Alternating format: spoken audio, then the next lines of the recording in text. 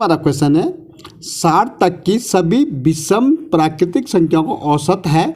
हमें 60 तक की सभी विषम संख्या हमारी क्या होती है, जो 2 से पूरी भाग नहीं जाती। जैसे 1 हो गया, 3 हो गया, 5 हो गया, 7 हो गया, 9 हो, ऐसे करके करते लास्ट अगर हम देखेंगे तो हमारी विषम संख्या क्या होगी, लास्ट 59 में 59 में होगी। ठीक है, अब मुझे देखने की 1 से 60 तक पहले कितनी संख्याएँ हैं। ठीक है, उनका हमें क्या निकालना है, औसत निकालना है। तो अगर पहले हम पता तो करिए कितनी इनका औसत कितना हो, ये पहले कितनी संख्याएं हैं तभी तो औसत निकलेगा। तो हम देखेंगे पहला ए, प्रथम संख्या हमारी क्या 1 है। अगर हम इसका क्या देखेंगे, अंतर देखेंगे तो डी, अंतर डिफरेंस।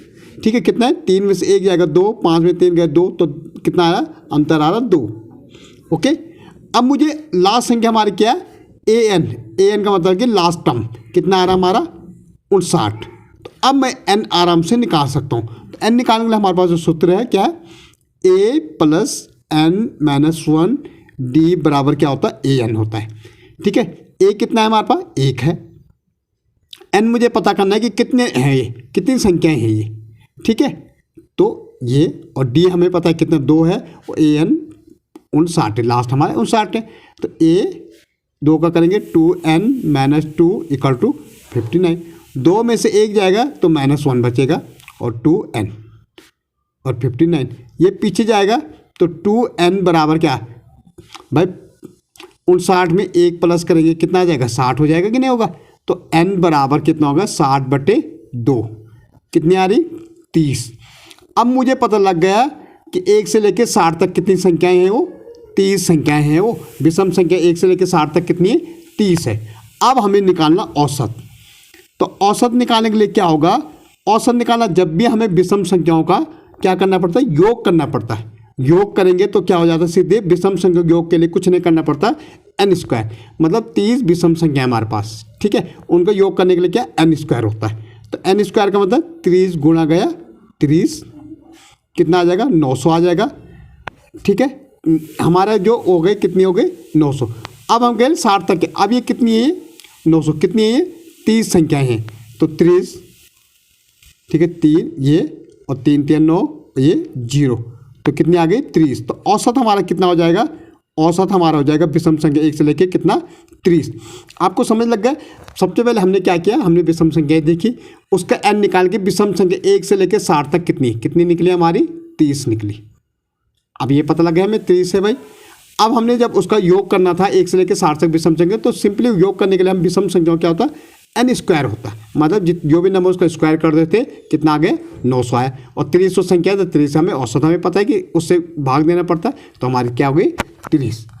ओके, ऐसे सेकंड प्रश्न हमारा है 50 तक की सभी सम प्राकृतिक संख्याओं का औसत कितना होगा। सम संख्याएं बोल रहा हूँ, सम हमारी क्या होती है, जैसे 2 हो गई, 4 हो गई, 6 हो गई, 8 हो गई, ऐसे करके जाएंगे तो लास्ट क्या हो जाएगी, 50।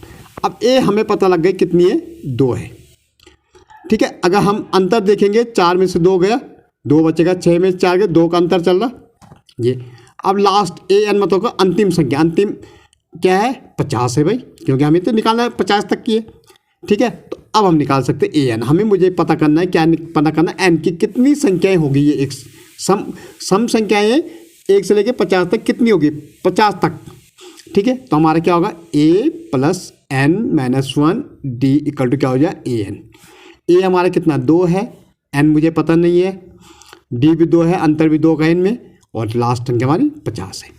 तो 2 प्लस 2n ये गुणा हो रहा, 2n और फिर 2 बराबर 50। भाई ये प्लस में ये माइनस, तो 2 से 2 गए, 0 बचा, तो 2n 50, और n बराबर क्या होगा, 50 बटे कितने हो गए, 2।